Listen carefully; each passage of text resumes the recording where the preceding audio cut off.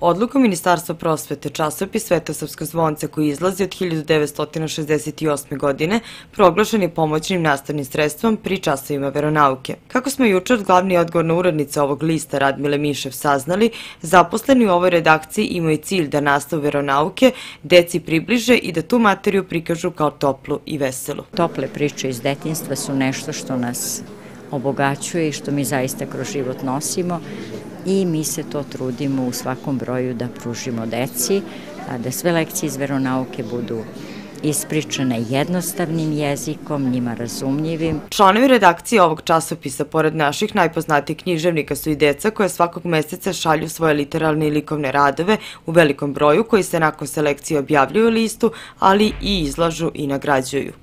Gospodin Mošo Odalović, inače nama kao zaštitnik znak zvonca, uvek je na poslednjoj strani njegova pesma sa ilustracijom. Zatim gospođa Svetlana Velmar-Janković, Dragan Lakićević, Teodor Osić, Ljubivor Rašumović, Mića Danojlić i tako stvarno jedna plejada književnika i sve više ljudi dolazi i ja se sada sećam onog što sam čitala i čemu se stalno vraćam počecima kada je 68.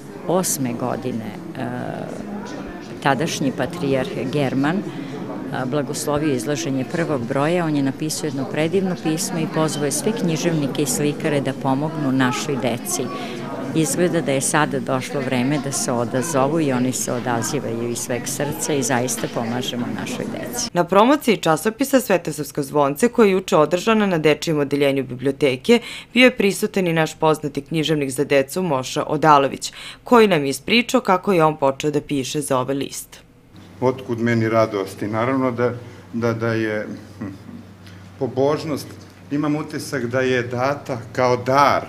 Znate, narodni običaji mogu da se nauče iz knjiga, a s pobožnošću se rodi, što je kao s muzikom, kao sa fudbalom, sa talentima, to je dato, u stvari dati odnos prema ptici, prema detetu, prema Svetosavskom zvoncu. A važna je i čeljadnica iz koje si u mojih roditelja 10 dece, 5 kćeri i 5 sinova, a recimo nije nevažan ni taj podatak, možda najlepši iz te čeljadnice, iz tog Ustiša, da je njegova svetost, patrijarh srpski kao vladika Raško-Prizrenski u našoj kući krstio prvu unučad mojih roditelja. Časopis Svetosavsko zvonce može se nabaviti u školama i to preko veroučitelja. Juče u biblioteci svim prisutnima redakcija ovog lista uručila je jedan broj časopisa, a takođe prisutni su imali prilike da vide i promo diskove sa dosadašnjim humanitarnim akcijama Svetosavskog zvonceta.